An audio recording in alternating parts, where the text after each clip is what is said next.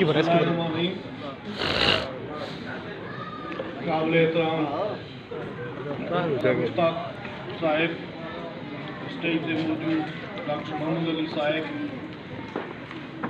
दौलत खान चांग साहिब, नूर खान चांग में जेके अॼु ॿाहिरि दोस्त तव्हां आल चांग बलोच एसोसिएशन जे प्लेटफॉर्म ते गॾु थियो, सभिनी खे अस्सलाम वालेकुम। दोस्तों, आल चांग बलोच एसोसिएशन जेका ठही अॻ में वरी हींअर उनखे उजागर कयो, उन जो मक़सदु ई इहो त असांजो ॿाहिरि जो जेको बि ॿाहिरि असांजो तकलीफ़ में दुख में हुजे उन वटि पुॼणु। उन जो मक़सदु इहो न आहे त के सियासी जलसनि में उनखे तब्दील कयूं। असां आल चांग बलोच एसोसिएशन जा मेंबर जेके आहियूं उन जो को नाजाइज़ फ़ाइदो वठूं। उन जो अॻ में बि ज़िक्र कयो, जिन दोस्तनि नाजाइज़ फ़ाइदो वरितो उहे वठी चुका।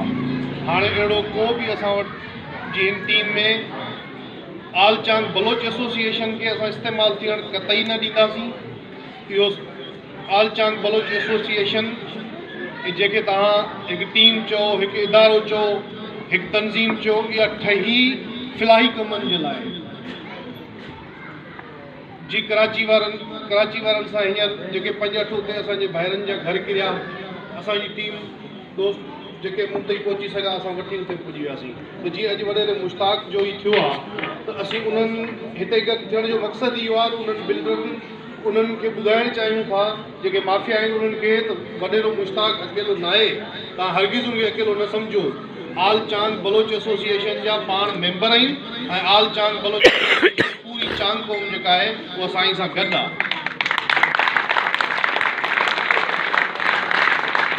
मरकज़ी टीम जा काफ़ी असांजा मेंबर साहिबान अॼु न पहुची सघिया आहिनि प्रोग्राम में, मसरूफ़ियत कुझु पंहिंजूं उन्हनि जूं हुयूं, उनजे हवाले सां मूं उन्हनि खे तकलीफ़ ॾियणु न चाही। आऊं वेझो आहियां हैदराबाद ई हुउमि, मुंहिंजो आऊं ई अदा अब्दुल गनी साहब असांजो जेको आहे सो आहे जनरल सेक्रेटरी साहब, उनखे तकलीफ़ ॾिनो त मुंहिंजो तव्हां ई अचो। हीउ भाउरनि जो कमु आहे, जेके भाउर जिते पहुची सघूं।